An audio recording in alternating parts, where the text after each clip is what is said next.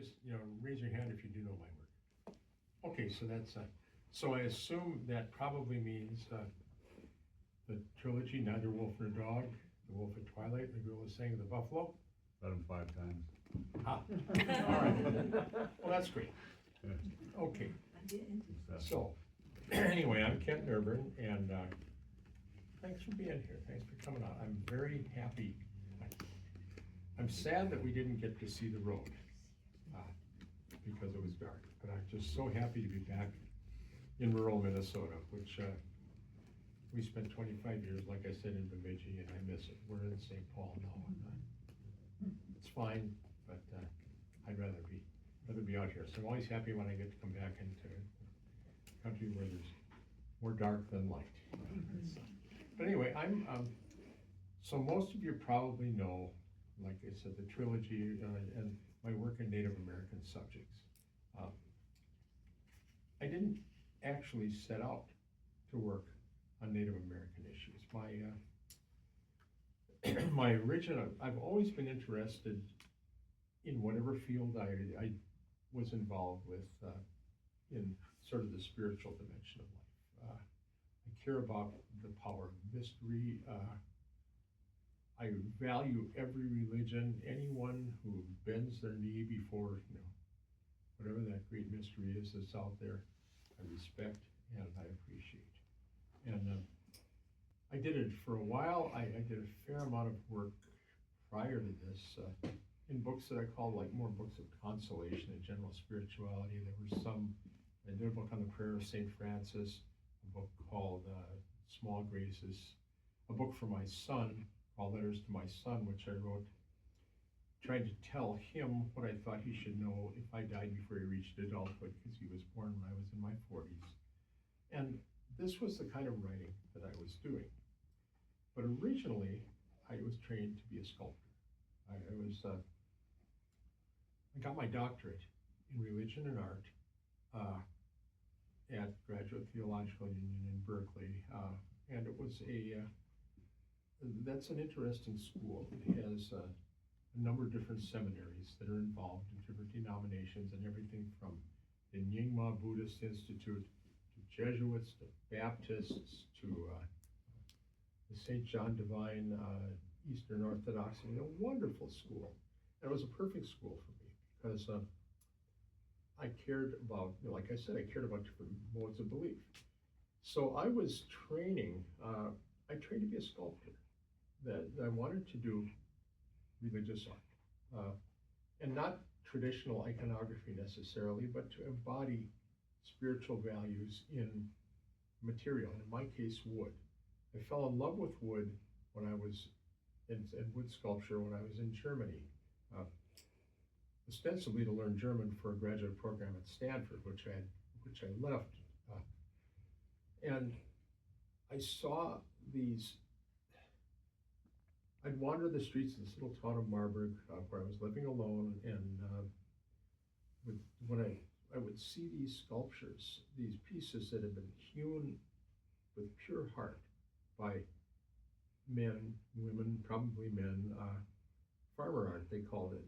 They didn't have technical skill, but they had an absolute purity, affect in what they did. I saw spiritual presence in their work.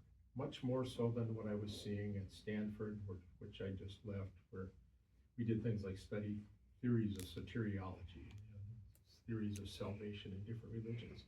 That was too abstracted for my taste. I just didn't want to do it. And I came back to Stanford and told them that I wanted to do religious sculpture. And they said, well, we think you're having a nervous breakdown. Maybe you should take a year off. Well, that year became the rest of my life.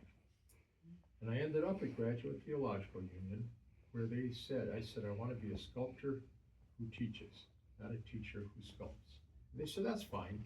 So I worked with them and with UC Berkeley, and ended up getting my doctorate, like I said, in religion and art. One of the people who was one of my committee members for the doctorate was a Confucian man, Du Ming, the smartest man I ever knew. I had a Baptist minister, a Jesuit a Jesuit, and I think Dominicans, a Lutheran pastor. All of these people were on my doctorate committee. So I get done with, I loved it. They helped sort of my spiritual formation by their multiple ways of looking at the whole power of belief and various understandings of God. And they allowed me to be a sculptor. So I worked for a number of years as a sculptor doing pieces, large pieces in wood. I loved wood because of what I'd seen in Germany when I was over there. And I said I wanted to sculpt in wood, and I got it. And so that's what I studied. And so what I wanted to do, I wanted to work life size, because life size is really a wonderful size with sculpture. They talk about in studies of theories of art and aesthetics, there's monuments and there's amulets. The monuments are the big things, the amulets are little things. In between is this sweet spot of something that's life size. If you put something that's life size in a room and shut off the light, and people walk in, you feel its presence. I mean, there is something there. So I said that was the size I wanted to work. I took my chisels and I went to work on tree trunks, because I didn't want to laminate the wood. I wanted to actually work in the material as it came out of the earth. Well, in the course of doing this, I discovered some things about wood and about art that I hadn't learned in my training.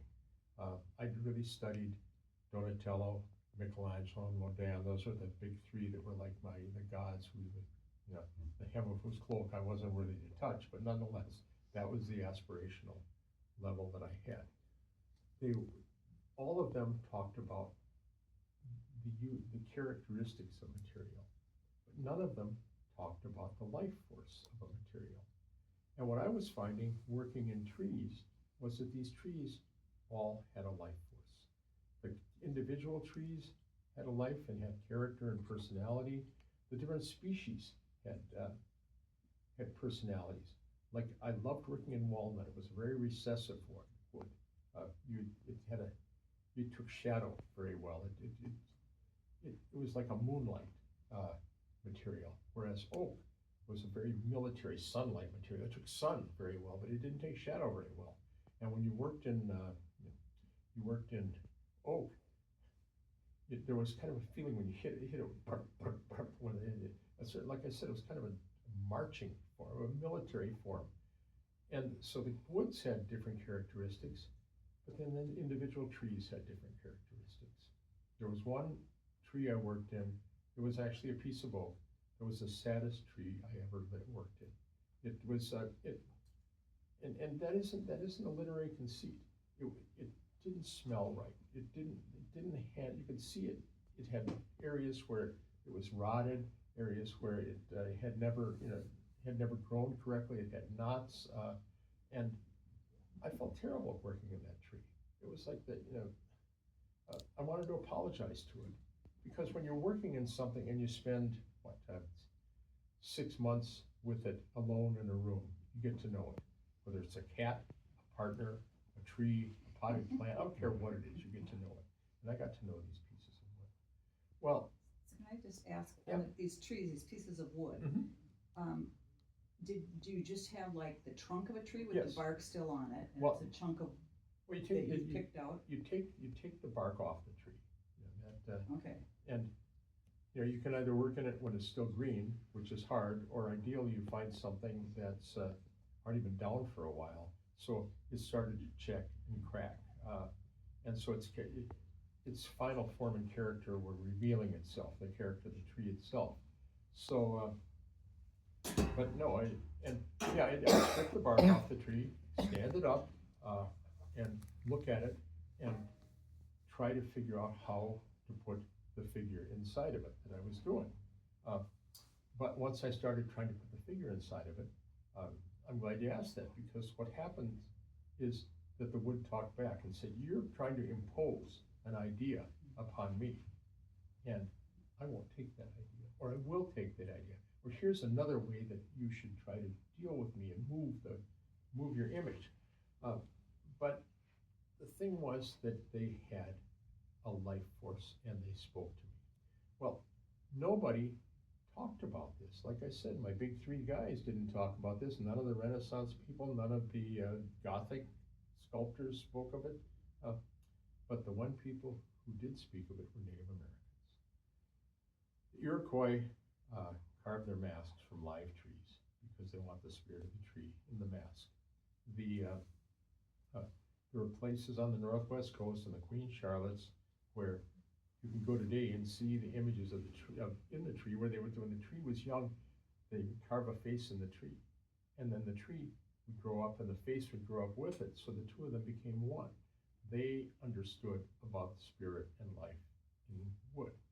So I thought, well, if I'm going to do this, this is the question I want answered. I need to find a way to learn something of the Native way of seeing and from the Native people.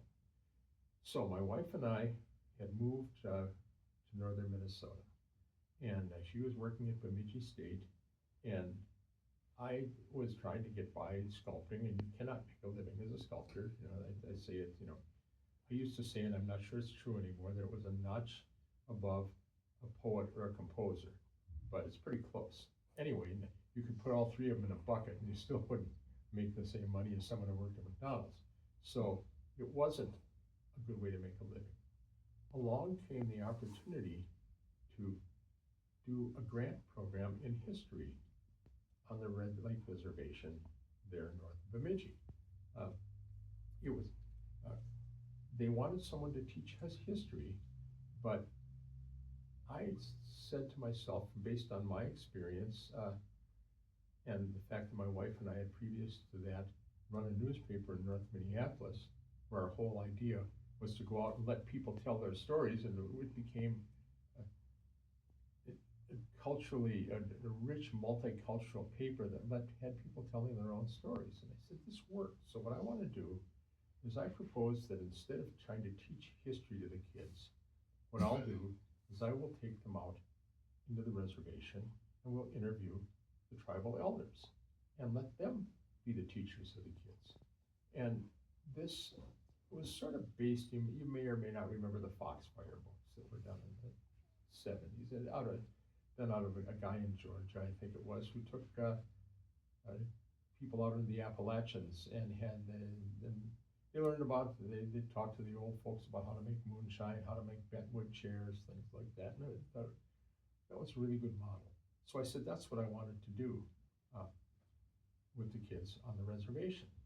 Well, we started doing it. I gave the kids all tape recorders, some of which came back to me, some of which actually had some things on it that were worthwhile. Some had obscenities that you wouldn't want to keep recorded, but some of it that came back was very, very good.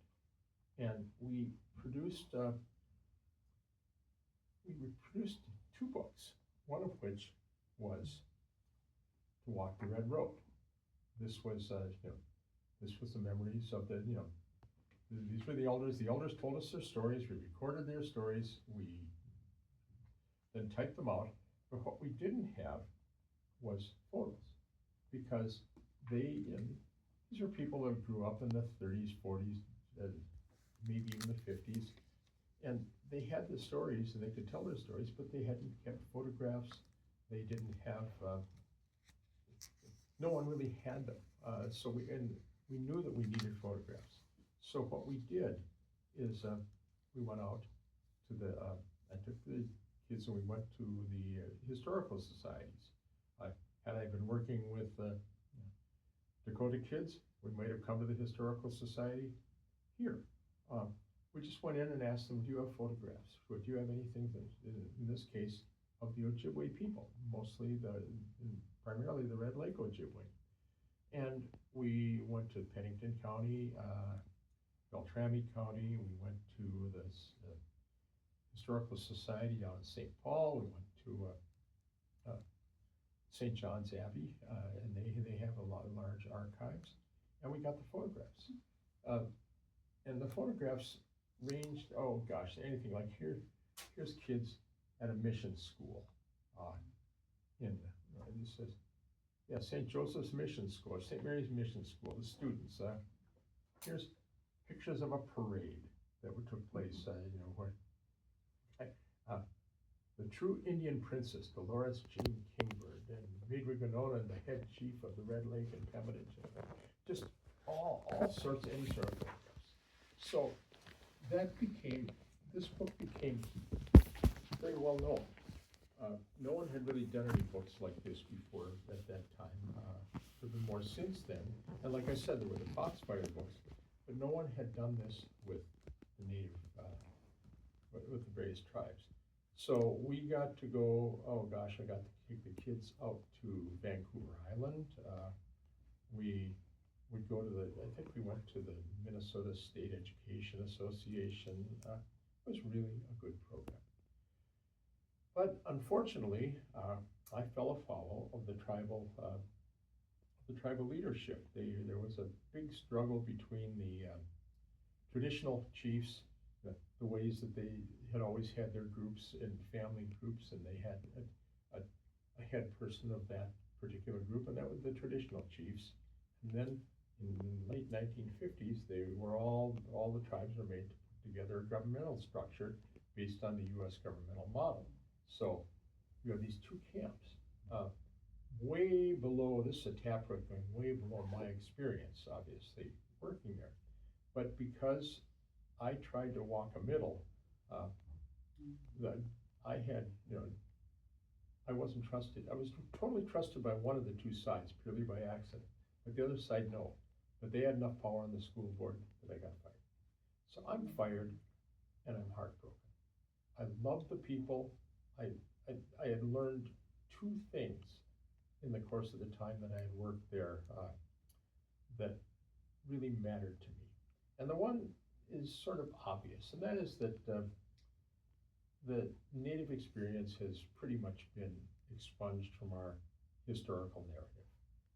It's gotten better over the years, but you grow up and you know something about the Trail of Tears, and here in southern Minnesota, you probably knew at least some rough outline, whether correct or incorrect, of the Dakota conflict, but most people knew nothing about all the things that had happened to the Native people, the boarding schools, the ways that their cultures had been decimated, the terrible things that were done by and in the name of the U.S. government.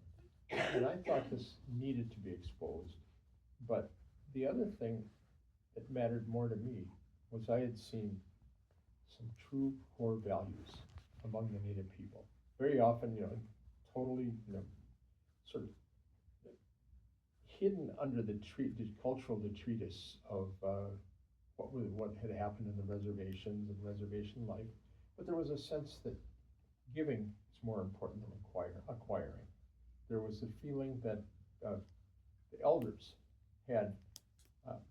were important. The kids went to the elders very often when I'd ask them to come with me or do something. They'd say, I have to ask my grandma, or I have to ask my grandpa. They had a belief in sort of the sacred in everything. And it wasn't thought of in the way of holiness that we think of it, but like when the drum was brought out, or the pipe was brought out, everyone stopped and gathered around it, no matter how young, no matter how old. There was a larger sense of family. I had students who would, I remember one girl who I asked to, one day, it's early on teaching there, I said, well, do you have your homework done? She said, no, I didn't go home last night. Well, I'm a city kid, and I said, oh my God, what was that all about?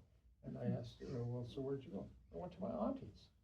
And, well, it turns out I soon learned that the auntie is another mother. That they're called mother, just as the mother is. And you have every right to go to either of them. The uncles are given responsibility for the moral education of the kids, because the dad is very often felt to be either too soft or too harsh. So the family is a larger unit, a larger way of understanding social growth and personal growth and collectivity. I love these ideas and thought I need to communicate them. I'm fired, I'm gone, I've lost my connection with these people, but I loved, they loved me. I was a perfect fit for them. We just got along really, really well because I had done something that no one had bothered, that I didn't even know. It was a blind pig in an acorn situation.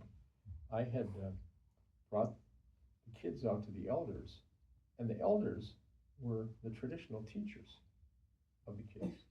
But that model had been broken once the Western educational model was dropped over the top of the learning experience. So the elders who they should have been bringing the kids to, and the elders who should have been teaching the kids, were sort of ruled out. But I hadn't, not knowing that that was important, I had started this program where I gave them back the power and the moral responsibility that had been the part of their life prior to the establishment of the newer educational model. So I'm fired. I'm heartbroken. I've lost my friend. I've lost my connection. I still have friends on the reservation.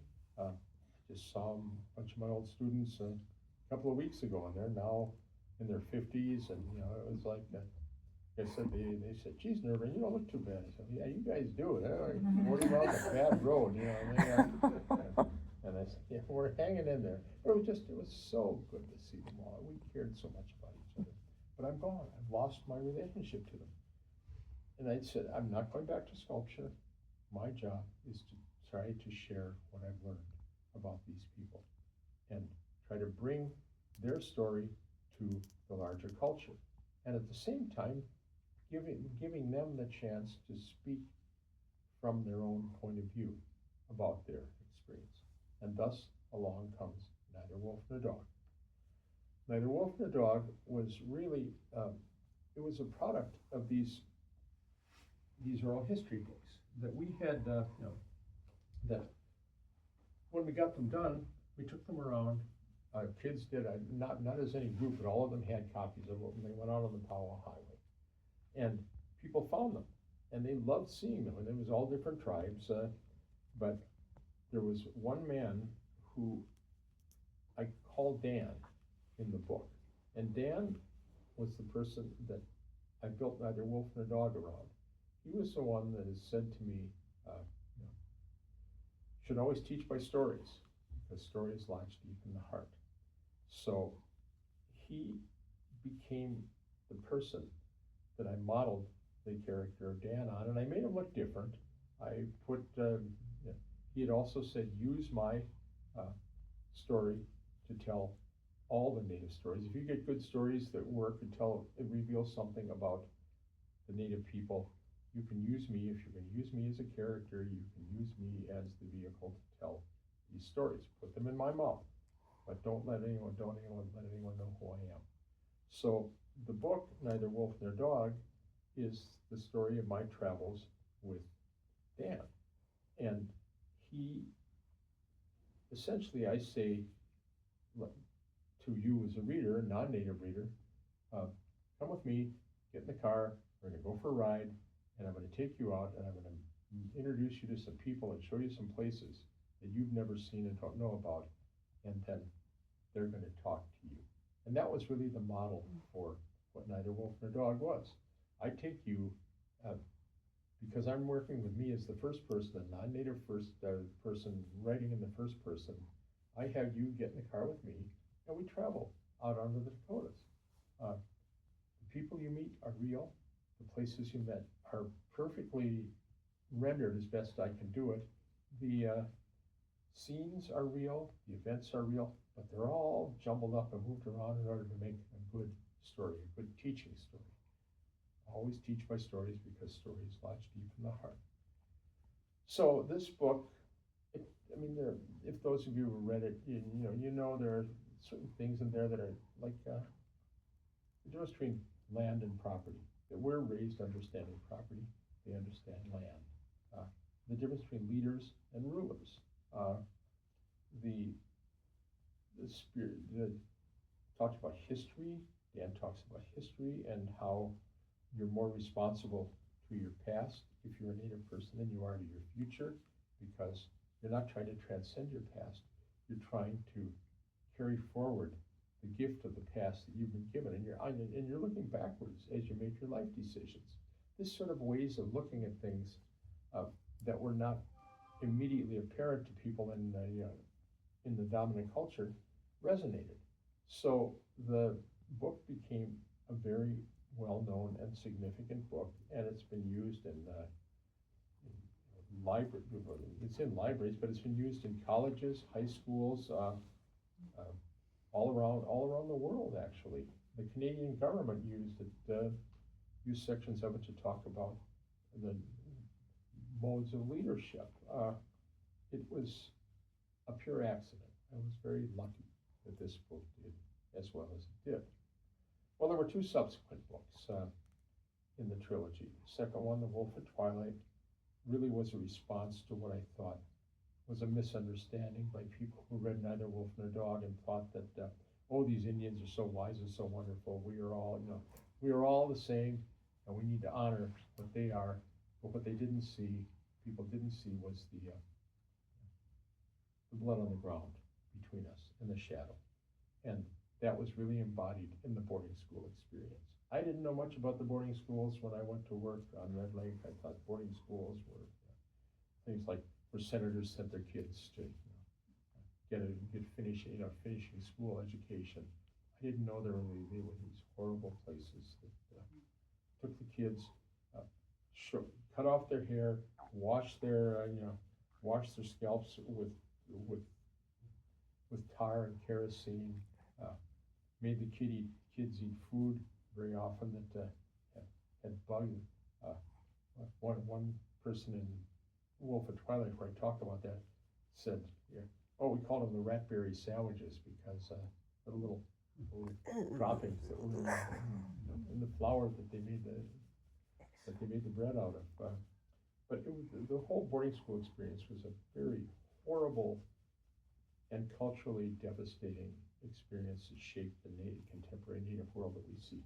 I didn't think people had seen that. I didn't think people had properly understood it. And the third book was really an attempt to discuss the deeper spiritual powers that the Native people, not all of them, in fact, very few of them, have, but recognize in their past. There are any number of books and stories by priests and ministers that went out to the missionary work in the Native cultures and said, these people have some powers that are way beyond anything we can understand. These are Christians talking about it. And so I wanted to bring that to the surface, but not go any further than I had a right to go. All I could say, open the door and say, look at this. There's something different out there that you need to know. And that book was built around a funny experience, not funny, but an unlikely experience that I had when I was traveling through South Dakota and came upon this place in Canton, just south east of Sioux Falls, called you know it, eh? Been there, yep. Really, the Canton Asylum for Insane Indians, or the Hiawatha Asylum for Insane Indians. And so you've seen the fenced and little graveyard there? Yep. It was one of those typical monumental structures that they built to show the power of the American culture. These big stone buildings, you see them in any asylum, any institution built maybe at the turn of the century. And the purpose of this one was to warehouse Indians who, for some reason, someone thought they should go there. Sometimes it was that they'd been men who were shell-shocked from World War II. This institution was in existence from late 1900s, or late 1800s up through 1930. So there were people in there who had been shell-shocked in World War I. There were people with epilepsy. There were alcoholics. There were people who had mental illness. There were people who had fallen afoul of tribal leadership. There were any number of reasons for people being in there. There were even little kids in there. And it was just a horrible place.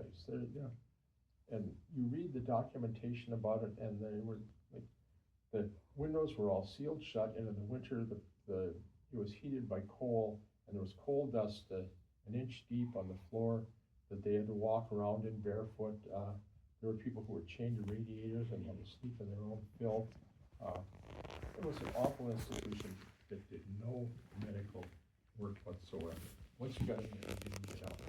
This place so devastated me when I found out about it that I wanted to put that into the book, and that was really the basis for the narrative plot of the last one. The girl was saying to the buffalo, and as she saw, when you go there now, all that's left is it's a golf course. It's this beautiful golf course they made, and they've got a split rail fence around an area off one of the fairways where inside of that are all of these graves, and you can walk over them, and they're like humps of where the bodies are. The ghosts of people are alive in those in that square of land.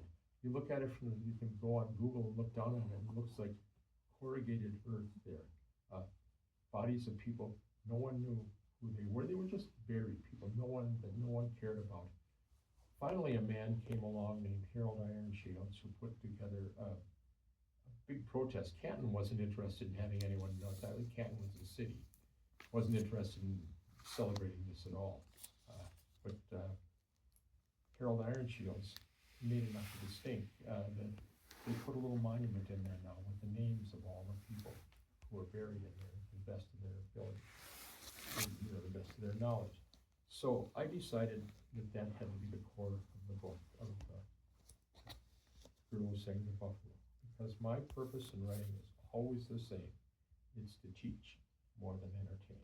I want to teach. I want someone to come out of my books knowing something that they didn't know before about history, about culture, about human nature.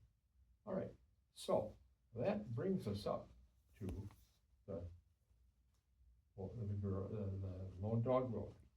Lone Dog Road, the book that I'm out trying to talk to people about right now,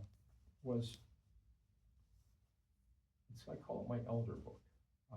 It came about in the pandemic. In the pandemic, at least in the urban area where we were living in Portland at the time, there was real fear that you couldn't get close to people. It was not a good time to be in an urban setting. People were afraid. Our friends had people who were dying. I didn't know whether I was going to make it out of it or not.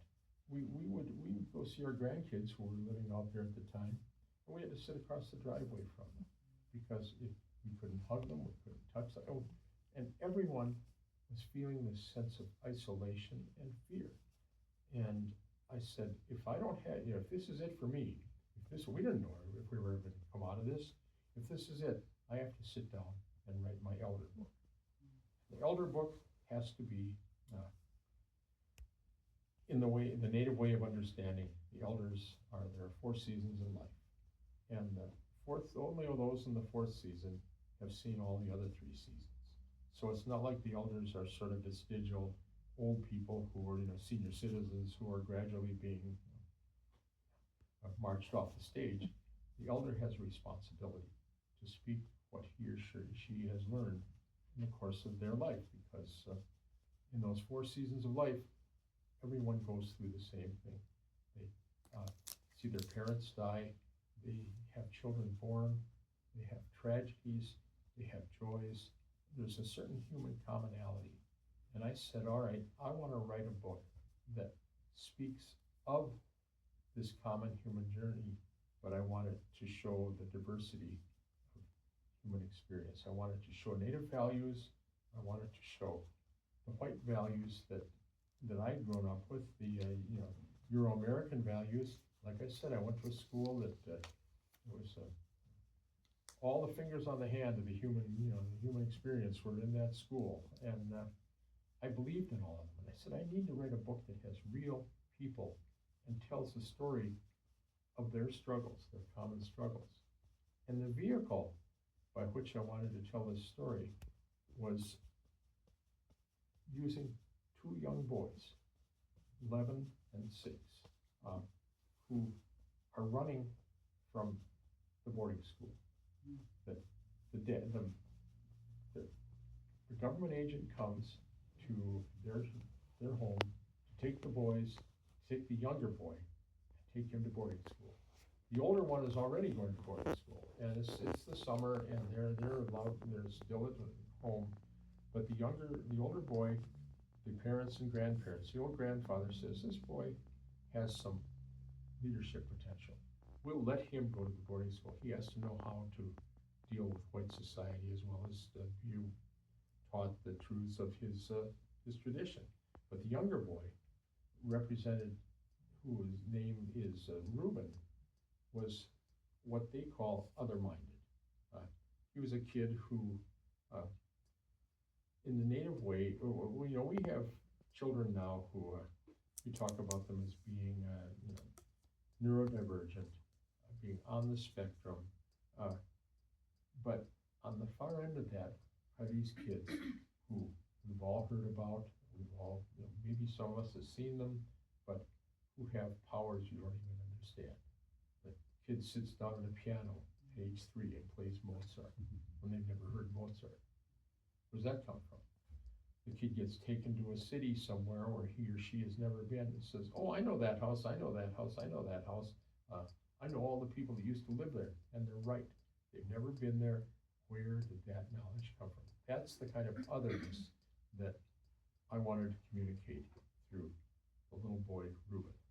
Okay, so we have Levi and Reuben as the boys on their journey through South Dakota and ultimately to Pipestone, because they decide, and when they're on the run, that what they want to do is get some pipestone for their grandfather, whose pipe was broken by the government agent when he came to get the boys. So these little guys go off on this journey, age 11 and 6, across South Dakota in 1950s in the heat of a drought-ridden summer, and the story is the people they've met along the way. But if the people are not telling, it's like there's no narrator. It's each of the people tells their story. And it's not like they know what the story is. It's like they each tell what's happening as the boys pass through their lives. And one of the fellows in the book, one of the people in the book, was a man named Carl Martin who was studying to be a priest and lost his faith when he was supposed to be working in the boarding school teaching the kids Christianity, and he lost his faith when he saw what he was doing to them and the things he was trying to impose upon their way of understanding and believing. And so he had, but he says at one point, he's quoting Søren Kierkegaard, the Danish philosopher. He said, we understand our lives forward, we live our lives forward, but we understand them backwards. And that's what I wanted to do with this this story, is I wanted you to live it forward, but I wanted you to understand it backwards. So that's the rough shape of the book, but that's where this comes in. Back when I was doing this book, and we were looking for photos, one photo, I don't know where we found this photo. I don't remember which historical society, I don't know who it is, I don't know what tribe he's from, but this little fellow haunted me.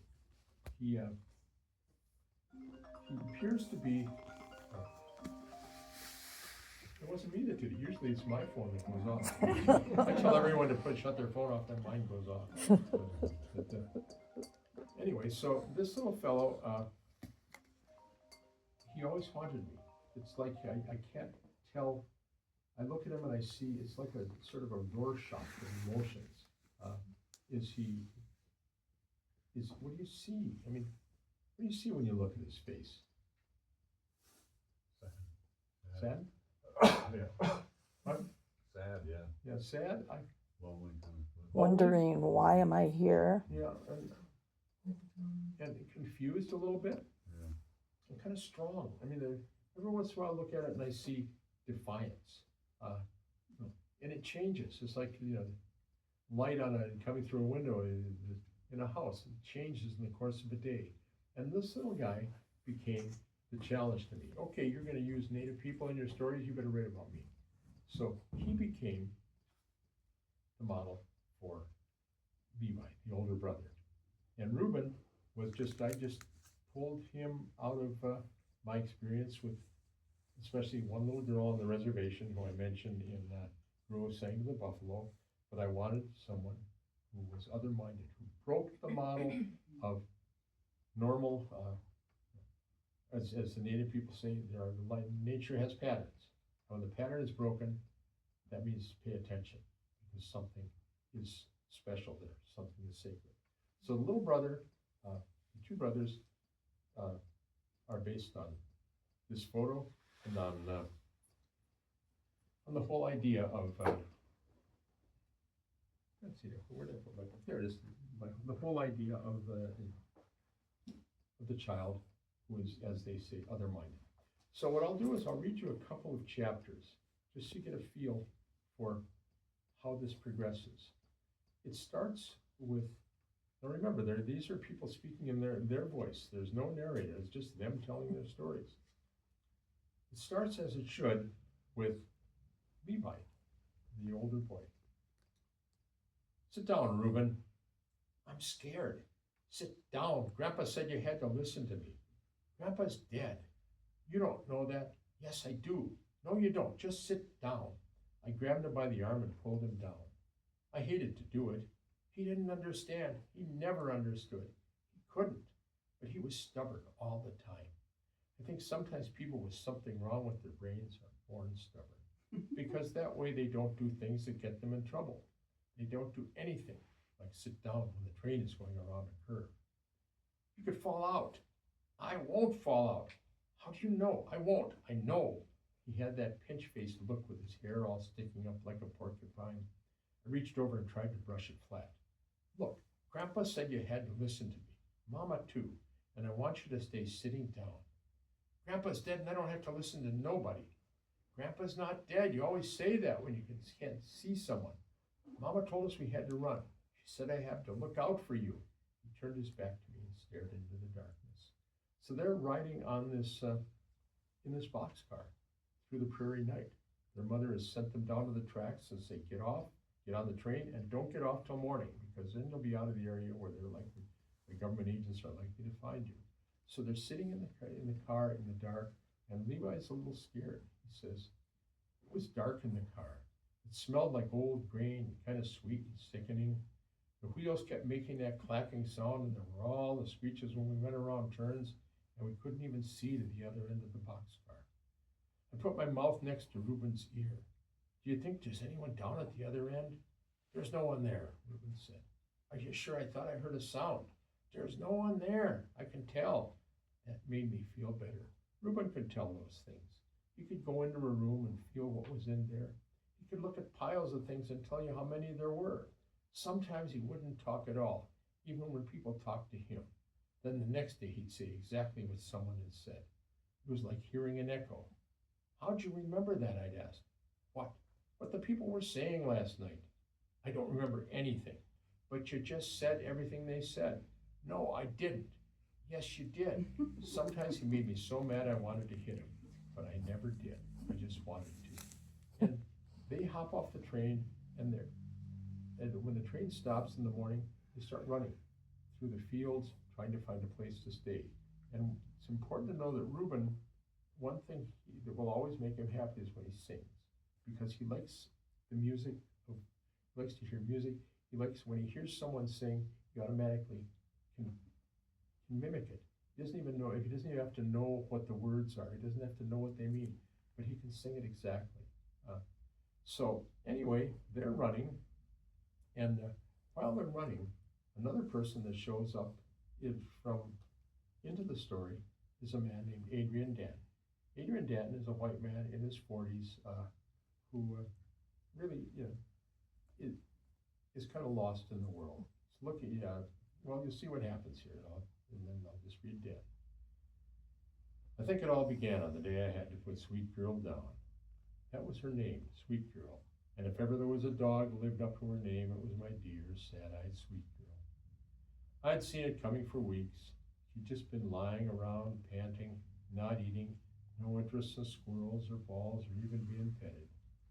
I'd get her up, help her walk a little, have a talk with her, ruffle her ears in the way she liked. She'd wag her tail once or twice, then settle back down in the dirt, close her eyes. I knew what I was looking at, but I just couldn't bring myself to call it what it was. Then one day we tried to walk. She made it about 10 steps and collapsed. She tried desperately to get up, pulling herself with her front legs, but her back legs wouldn't move. She looked up at me with the saddest eyes I'd ever seen and gave me that, "I'm sorry, I just can't do it anymore" look. Just about broke my heart. I put her in my arms and carried her home, whispering to her about what a good dog she was. I held her all night, listening to her labored breathing, telling her stories of all the good times we'd had.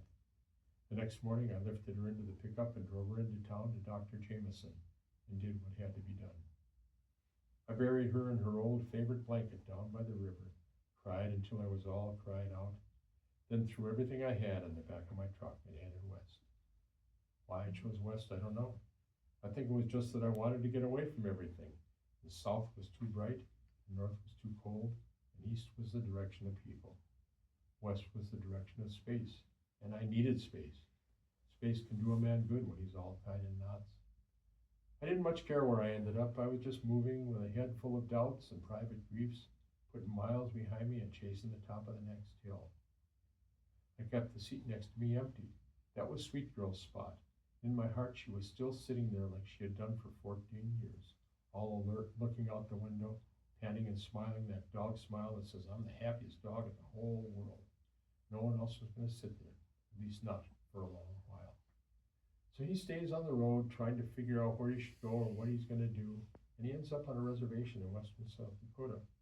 And so he just finally feels the weight of travel and decides to stop. I guess that's how I ended up on this little shack on the edge of this Indian reservation in western South Dakota. Run out of gas, run out of time, run out of energy, run out of hope. It doesn't much matter. One day you just stop and say, "This'll do," and try to make peace with the shape of your own life. No more running, no more seeking, time to make a stand. But this place, oh my God, this place. People can talk about it, but until you would experience it, you can never really understand. Just hills, endless hills, rolling and rolling like treeless waves, and nothing but the moon and a coyote howl, and the occasional whine of a distant semi to give it shape. Sometimes I would go up on the rise behind my cabin and look out over the land, and try to figure out how far away a particular hill was. Was it 5 miles or 50? Was that storm spitting the lightning in the distance an hour or minutes away? I'd hear the scream of a nighthawk and think it was talking to me, or the cry of a distant owl, and feel it was sending me a message. I swear to God, sometimes it made me think I was losing my mind. It's important to me to write about a place that I care about, and I became fascinated, unbeknownst to me, quite unexpectedly, with the Dakotas. I love the Dakotas. When we moved to northern Minnesota, I thought I was going to be going up into loons and canoe country all the time. Oh, that's the great place, and it is.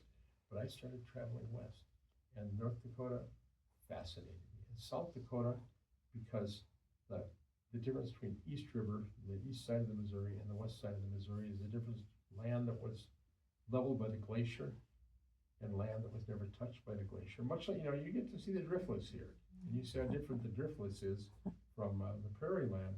Well, you get the other side of the Missouri, and this was land that was not hit by the glacier, but instead is volcanic and an old seabed.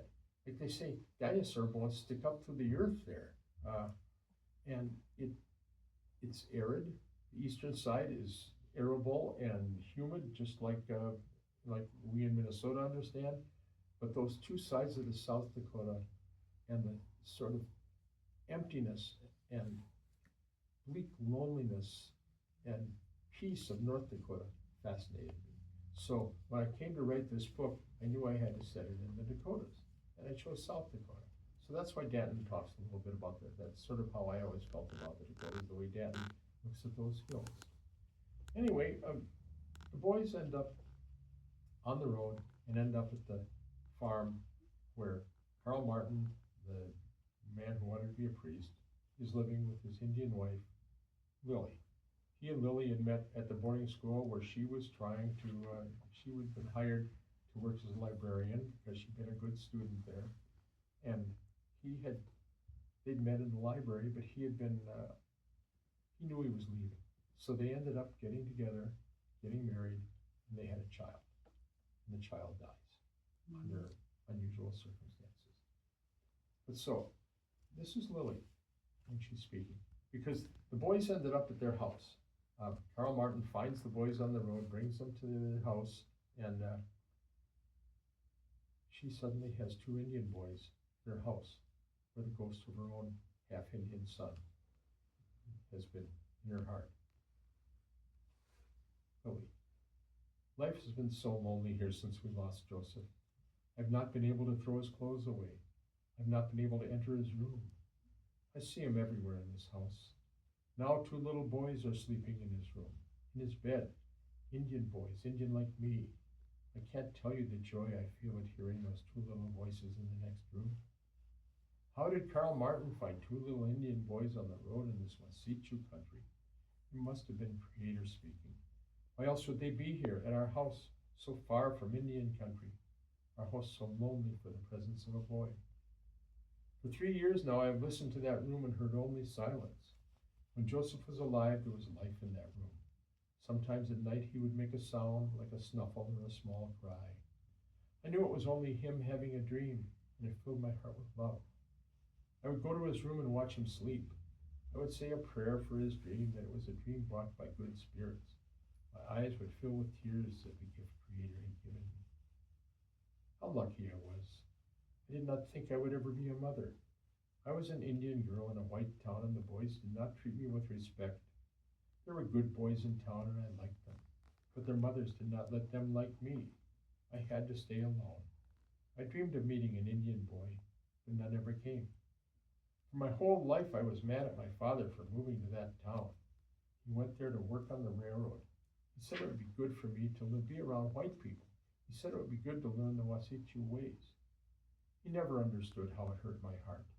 He grew up on the reservation. He had friends. If only he and my mother had given me some brothers and sisters.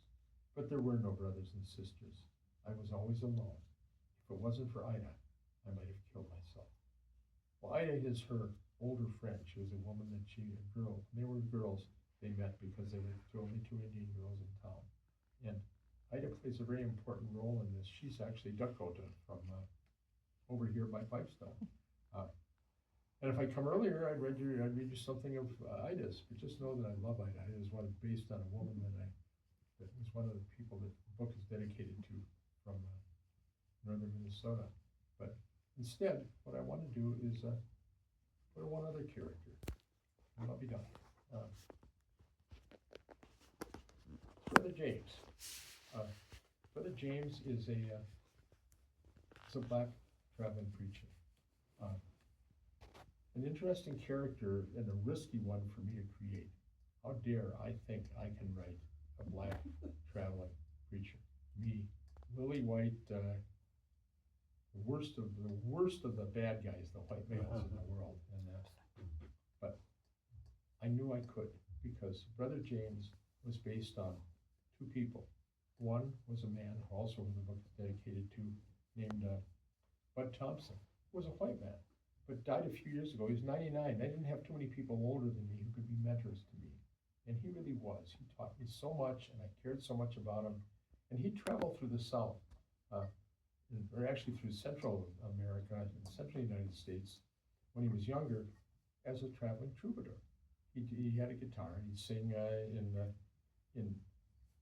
mostly I think in Kansas, but he would sing in churches, church halls. He would sing in high schools, and he just drove around in his car, singing for people. And I said, I want to do something that acknowledges Bud. Then there was a man that I worked with who was very important to me, a black man, at the country club where I worked when I was in high school. And he touched me in a way that is kind of hard for me to explain. But again, I wanted to do honor with him by combining these 2 characters. So anyway, Brother James picks up these 2 boys when they've left They left Carl Martin's and Phillies where they were staying, and they're running through the cornfields. They're trying to get away, and little Levi sticks his head, or little Reuben sticks his head out of the cornfield when he sees a car coming down this dirt road, this gravel road. And it's Brother James. Brother James stops, says, "What are these two little guys doing out here in a cornfield? There's no good reason for them to be out here in the middle of in the middle of this heat, as far from anywhere." And so he manages to connect with them, and they get in the car with him. And he takes it. They say, "Well, we're going to Pipestone to try to get some more pipestone for my grandpa's pipe, for a great grandfather's pipe." And he's thinking, "Man, this isn't going to work. This is hard. I better take them as far as they're willing to go. I'd like to keep them with me because he and little Reuben has been singing for him, and he said, I'd like to take them with me, but I can't. They need to be with their own people." So anyway, they're in them. He's got them in the car, and Brother James says, "It was hard to figure what I had in the back seat. I checked them out in the mirror, all sitting up straight, kicking the seat with their heels, feet not even touching the floor. I knew what it was I was seeing. I just didn't know why I was seeing it. I'd run away at 12, and if you think being an Indian kid on the run in South Dakota in 1950 is hard, try being a little black boy in Sioux Falls in 1935, begging and shining shoes and stealing now and then, and calling home anywhere you could bed down for the night without being seen. Well, these boys wasn't afraid of me, not in the least, but they weren't doing no talking either. The older one had manners. He'd been civilized in some fashion. He kept watching real close, taking my measure, my daddy called it. The little one, well, he was a different sort. He didn't have no distance between his thoughts and what he did. He kept reaching up and touching my hair and saying something that sounded like Tatanka, which is buffalo in Dakota. Well, you do what you have to do, boy, I said. Take your time and figure it out in your own way. He was fairly climbing over the seat to get to my face and my hair. I could see his brother was upset. Don't pay it no mind, I said. Your brother just lives right up in the front of his feelings. Ain't nothing wrong with that. Kind of refreshing, actually. Folks around here see a colored man, they put on their smiles and pull way back. You gotta read them to know what they're thinking. No such issue with your brother. He ain't got no lie inside of him. The little guy rubbed his hand on my face like trying to rub off the color like it was paint. Nope, I said, this is the way the man upstairs made me. He put his arm next to my arm, trying to figure out the color.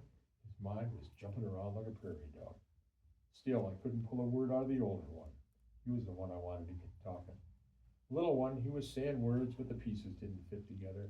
There was grandpas and pipes and butterflies and freight trains, but they never added up to nothing.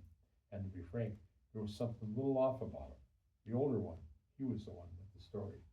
So he takes them along. He drives them through the day and drives them over to Pipestone, where he's going to let them off. And there are sawhorses out in front. There's some sort of ceremony going on. The native people have blocked the area off. And all the way over, Brother James, to try to get them talking, he figured the way to do it, the way you can connect with people is to sing, because that's what he can do. So he started singing. And he started singing Old Man River. And Reuben put his head right up by him and listened. Pretty soon he's singing Old Man River, exactly the same. And this plays in, they end up meeting a man, and Reuben sort of saves them by singing Old Man River. But so they drive, and they've gotten very close, and they're close to each other. And they get out to it's dark, getting to be dark, and they get to Pipestone, and Brother James is feeling the sadness that they're gone. He's got to let them go, and the boys are feeling it too. So anyway, here's what Brother James says. Right now I've got me 2 little Indian boys I'm about to set loose like a couple of tadpoles in a stream, and I want to make sure I let them loose in good water. Once out, they're on their own. Nothing I can do to help them swim. Still, it ain't too much to say. I've gotten real fond of the little fellas. I spend most of my days alone, and it doesn't take much to turn alone into lonely. And I was feeling lonely pretty strong. I drove the car a good sight back from the sawhorses and pulled over to the side of the road. Them campfires flickered like the lights of home. Well, Mr. Levi, Mr. Reuben, I said, time for Brother James to say goodbye. I looked over the seat at those 2 little fellas sitting there all rumpled and ready to go, and I was like about to cry. Give me your hand, I said to little Reuben. He reached out his hand, and I took it and rubbed it against my hair. To Tatanka, I said. Tatanka, he said, and threw his arms around my neck and squeezed real tight. I let him hold it as long as he wanted. I ain't had an honest hug in as long as I can remember. I looked in his little dark eyes, all gleaming. What say, I said, one more time? I started in on Old Man River. Little Reuben picked it right up, sounding real funny with that high voice singing that low voice song. We sang it together all the way to the end. I shoved some dollar bills into Levi's hand. You take care of your little brother, I said. He took them with a real serious face. I knew he'd do good with them. There wasn't much more to be done. I knew he was all being pulled in two ways. Levi put his hand on the door handle, just held it there, not staying, not leaving. Best to get going, I said. Levi looked at me, pushed open the door, and pulled his little brother out. Reuben looked back at me and waved me his big wave. I watched them as they run off toward them fires and them maiden rocks, dragging that pack behind them, headed toward their own kind. I shoved in the clutch and set off toward the next town. The boys was gone, and there wasn't much cause left for me to stick around.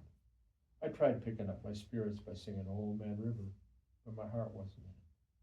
Drove on in the quiet, looking at my headlights cutting through the dark and listening to the tires on the road. Soon enough, found myself humming, sometimes I feel like a motherless child.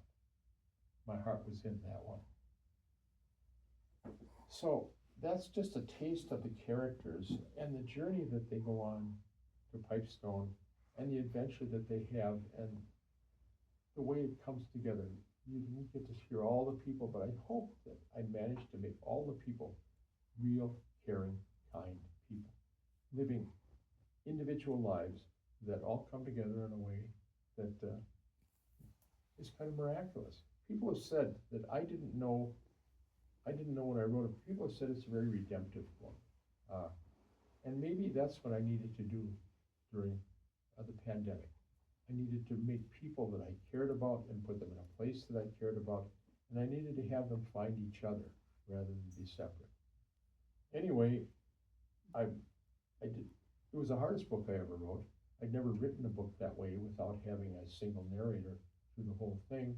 It was high risk. I didn't know whether all the pieces would come together in a way that worked, and it wasn't until I actually got it out and I'm getting responses that people say, "Boy, you got it right." And I don't say that to praise myself. I say it because I didn't know, and you really don't know until your readers get a hold of a book what you have. And I mean, it could have been a real bust, but it hasn't been. It seems to be a good, right book at the right time, and it's traveling well. It's telling its story. So I'm happy to have brought it to you, and I hope you'll consider getting it from the library here, buying it from Louise, getting it from some bookstore, and read it. See if the characters aren't all real to you and don't all speak from the heart about things that we all care about. So anyway, I'll stop. I came late. I'm keeping you late. But we'll talk to you. Anyone want to ask any questions, want to say anything, and then we'll let the poor librarian go home. I have a question. It's about Native culture. I had a Native American tell me one time, and that parents' obligation was to love their children. Aunties and uncles were supposed to discipline the children, and the elders were to teach the children.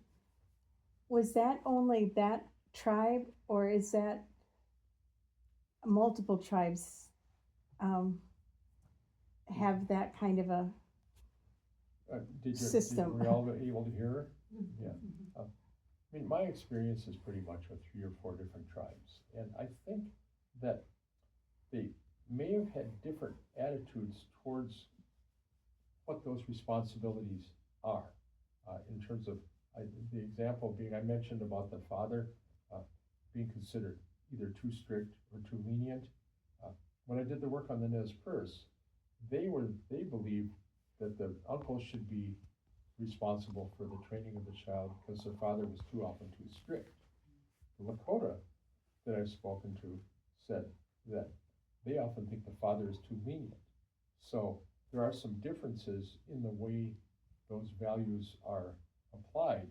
But I think that idea of the larger family is, and larger responsibility is universal to the extent that my experience it is relevant. And all I can really say, other than my own experience, is if I get something wrong, it comes back at me pretty fast from the native people. And I'm walking a very fine line. But that has never come back to me as anything that's wrong. I think it's, I think it's in the character of their understanding of family and understanding of relationship. Did you have to ask for specific permission to write about them, the tribes that you spent time with? No, I didn't. In this case, I took a chance because over the years now, it's been about 30 years I've been working with them. What I've done, I had to ask for their help with the language. The Lakota Language Institute, I had to give them all the words and they had to give me the proper spelling and the proper pronunciation. As far as the values go, maybe I shouldn't have done it this way. I was talking, I don't know, you probably all know William Kent Kruger. I was talking to him, and he said he always sends his books to native people, have them vetted. I don't do that. I just trust that it comes back at me, and and I trust myself. I mean, maybe I shouldn't, but it's always worked. The people that have come at me about my books have usually been white people who think I shouldn't be writing about Indians, and occasionally you'll find there's some very angry Indian people who get upset about it. But no, just because from the first day I started working with Native people and doing the oral history books and everything, they said, thank you for doing what you do. And we all know that I don't care what you do, no good deed goes unpunished. And there's always someone who's going to find something that they don't like. But I'm really pleased with the response I've had. In fact, this is not relevant, but it means so much to me. I want to bring it up. A friend of mine who the book Voices in the Stones is dedicated to him was a Tlingit man, Tlingit Athabaskan from Alaska. He and I got to know each other, and we did some. We did at Gustavus, my middle book in the trilogy, The Wolf at Twilight. I had him and his son, Martin Sensmeyer, who's become a pretty well-known actor at this point, came down, and we were. I said I needed, if I'm going to talk to these young Gustavus students, they need to know that it's not me just speaking about white and Native people. So I got Ray and Martin, the father and son, to come down, and and Ray was the hit of the show. Martin, of course, if you look him up, he's the best looking, I mean, he truly is a model as well, but he's the best looking Indian kid you'd ever want to see. And of course, the girls were all swooning with him. He's a basketball player. The basketball players were happy shooting baskets with him. But Ray was so afraid to give that talk when he was here. He didn't sleep the night before. He practiced it, and he gave a talk. And I didn't have to be there. I should never put those guys out on stage. So anyway, Ray and I became very good friends.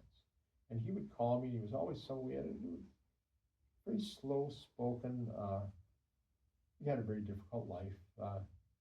And anyway, he died recently, just last week. And his family got in touch with me, and we talked. I tried to give as much consolation as you give someone, but the fact that they reached out to me. But then they contacted me and said that they were making me an honorary pallbearer.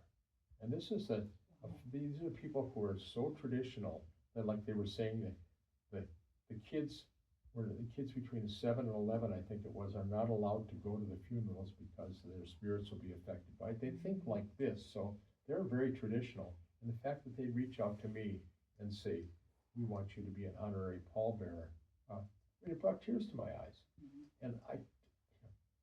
And enough of those people have gotten to me over the years, from my old students to the people I meet who have read the books. that I trust it's okay. Maybe I should ask, but, you know, what am I gonna ask? And all you're getting is one person's opinion. So I just trust that I got it right, and if I blow it really bad, the blowback is gonna be enough that, I'll wish I had never written it, wish I'd never been born. That's what I got to happen. Native people like the books, white people like the books, and makes me a happy camper. I'm paying my rent with my time on earth, you know. So, anyone else? I'll do one more and then, well, before the coach turns into a pumpkin here. So. Anyone else? No go. All right, well, thank you so much for coming. And I think the library has some forms that have to be filled out, right? It helps them because it helps them to get speakers, to get people come in. And so please fill them out. And Louise has the books over there to sell. And if you have books you want me to sign, or you want to chat a little bit, I got nowhere to go and nothing to do, so I'm gonna leave the door.